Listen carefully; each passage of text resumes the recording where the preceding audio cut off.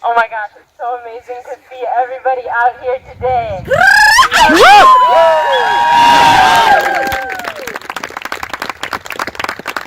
We're here with young people, with elders.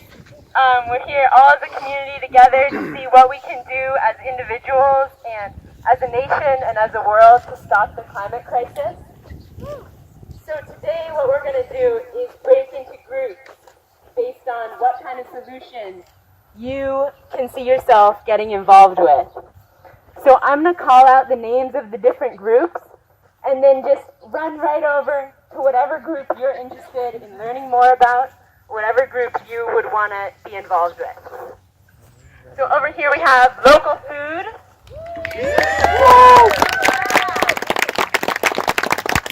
We have restoration and nature.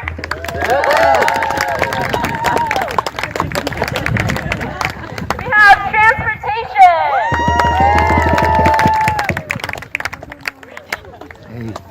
We have local government and policies. And we have marine health over here. So go and join the group.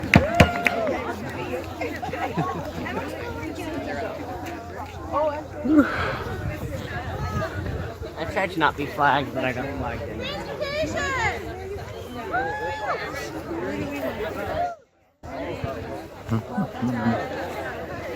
Forests and nature are involved in this climate crisis is by being the good guy. Forests absorb carbon from the air and make it solid into the wood, into the living wood that they are, and they make it into useful products. Everybody here, just by show of head bobs, we're all familiar with that idea. Okay, great. They also breathe out oxygen, which we need to breathe, so it's a win-win. Basically, they also do this at an exponential rate. They don't just in a linear way get bigger, they get bigger and bigger and bigger and bigger exponentially. It's recently been revealed that if we planted 1.2 trillion trees, which there's space for, just in the existing parks and abandoned land, just like you see here right on this hillside, we could reverse a decade of climate emissions. So let's get to it. The fourth point is that invasive plants are blocking the forests from forming.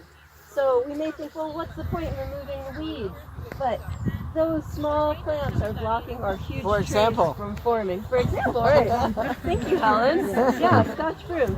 There's lots of levels of involvement, right? You can get involved personally. You can go out today, get a hose and a tree and plant it, right? There's that very physical, personal, local level. There's also the state level, the national level, the international level. When you get to those levels, though, you're basically talking about fundraising and policy making. So here, right here in our town,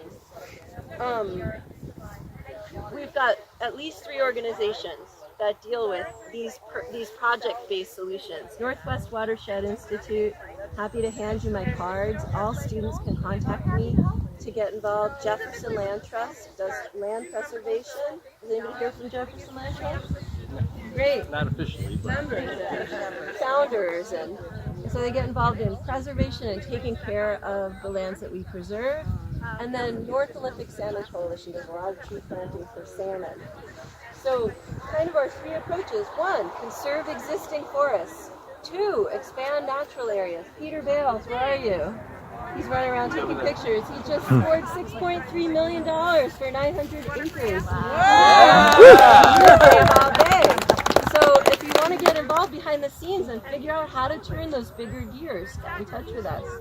The 3rd thing is to restore degraded land. Forrest Schomer, I know you're super active with that, collecting seeds, replanting trees, and then maintaining these sites by removing the invasive plants. So ideally, we'd also be expanding the amount of money we have for conservation.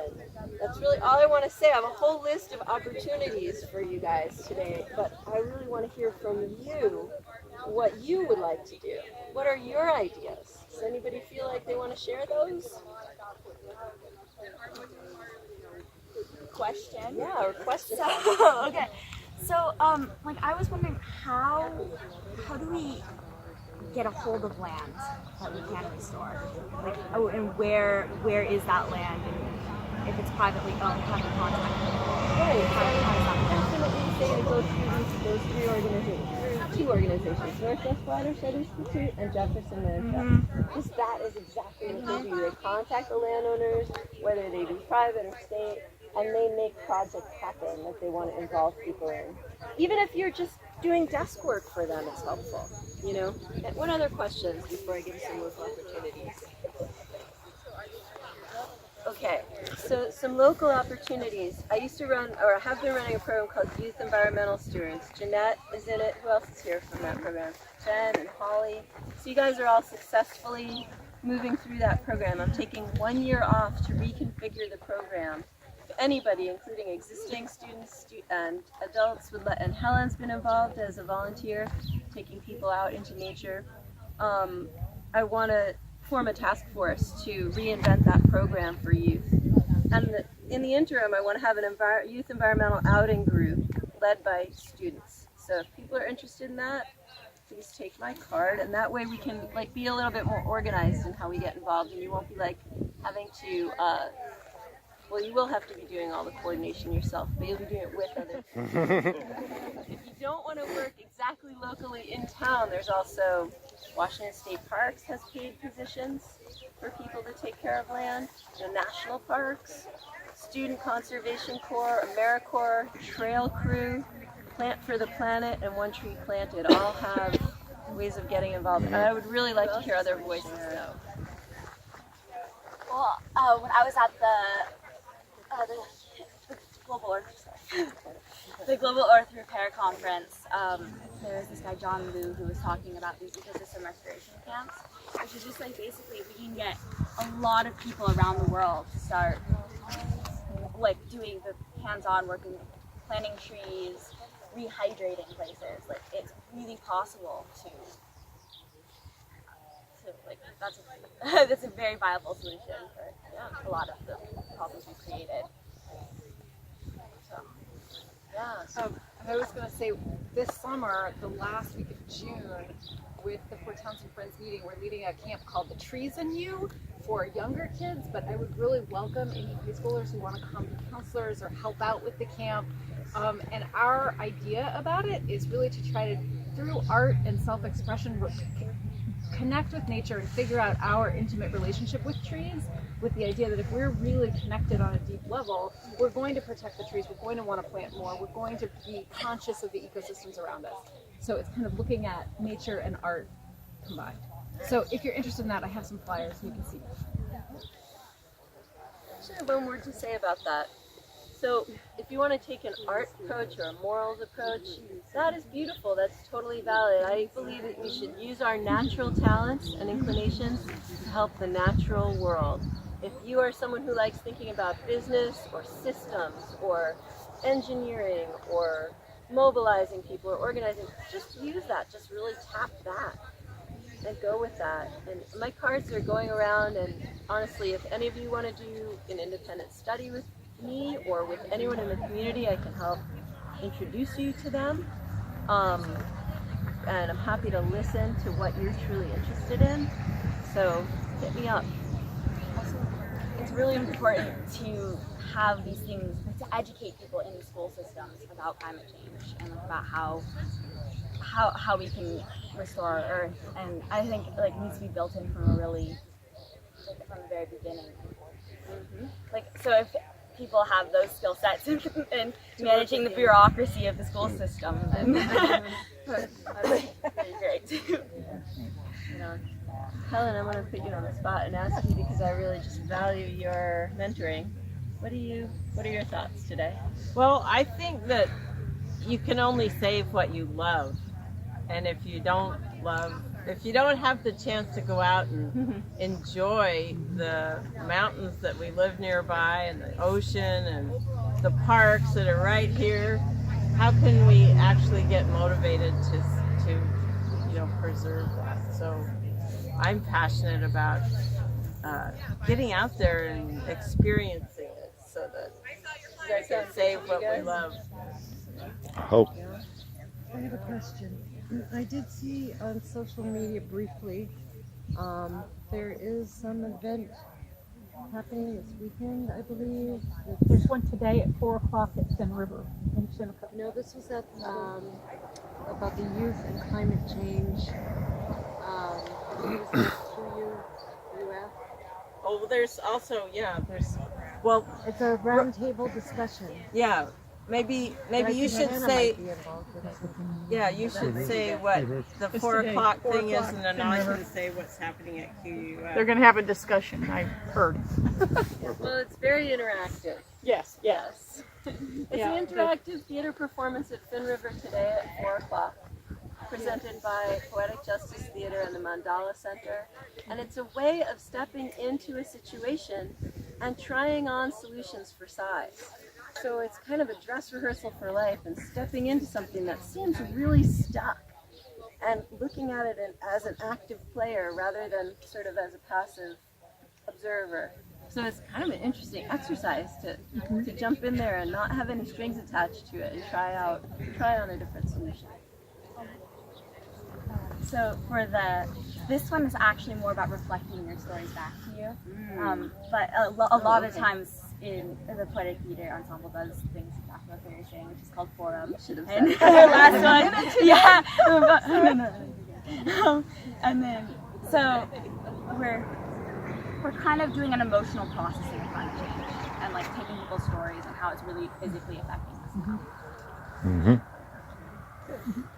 I don't know if this is what you were referring to, but on Sunday morning at 9:15 and 11:15 at the Unitarian Fellowship, there's the topic is going to be on climate change, and Dar Jamail is going to be speaking about his book, The End of Ice, and then there's going to be a discussion in the evening on Sunday that would be open to anybody. You don't have to be a member of the fellowship to go to either the service or the discussion at 7 in the evening. So he's speaking at the service. Yes. And then there's a discussion. Got it. Yeah. I would love to get people's input on what they think they can start doing now and what they've done in the past, especially the students. So maybe we could go around the circle. If you want to share, you don't have to. Yeah, I'd like to hear more from the young people. Yeah. Yeah, just go around. And I have done a lot of projects. Like I was a crew leader in the Plantathon, and I've done some stewardship work on land owned by Jefferson Land Trust, and just been restoring habitats. I want to hear from the youth. Oh, okay.